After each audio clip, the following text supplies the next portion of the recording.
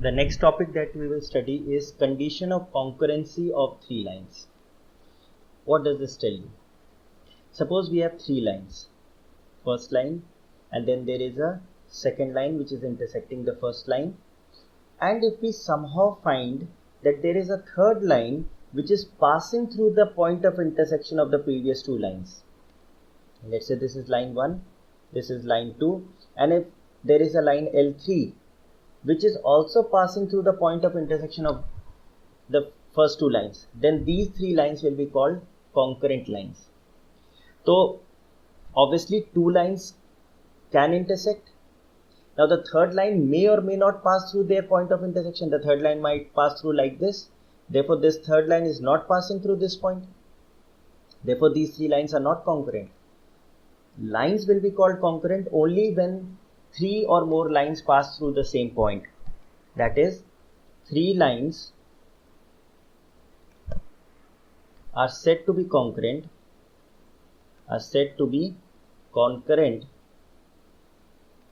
if they pass through the same point or meet at the same point.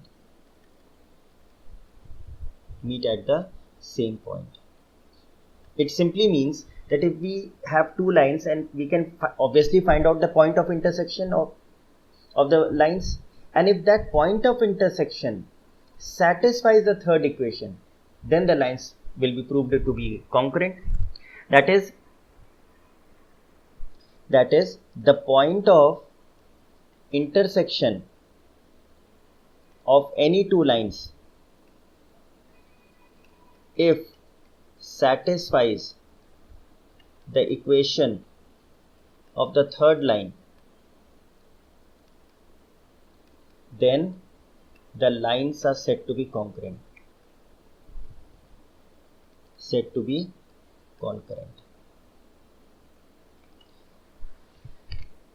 So let's say we have a1x plus b1y plus c1 is 0, first equation, a2x plus b2y plus c2 equals to 0, and a3x plus b3y plus c3. These are your three lines. This is L1, this is L2, and this is L3.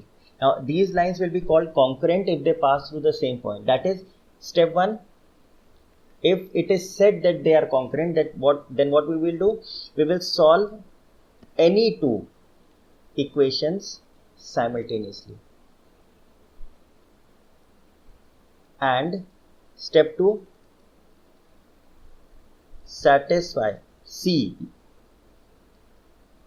check that this point of intersection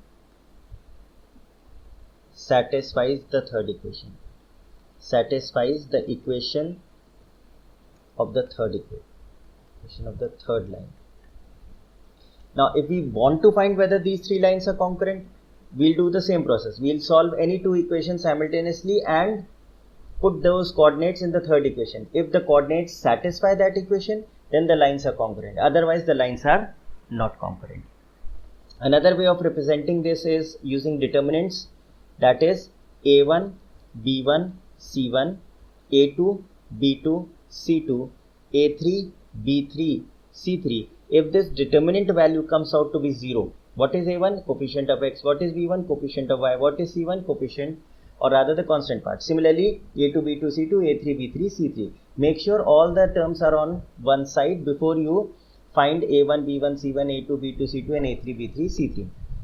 If the value of this determinant comes out to be 0, then lines are concurrent.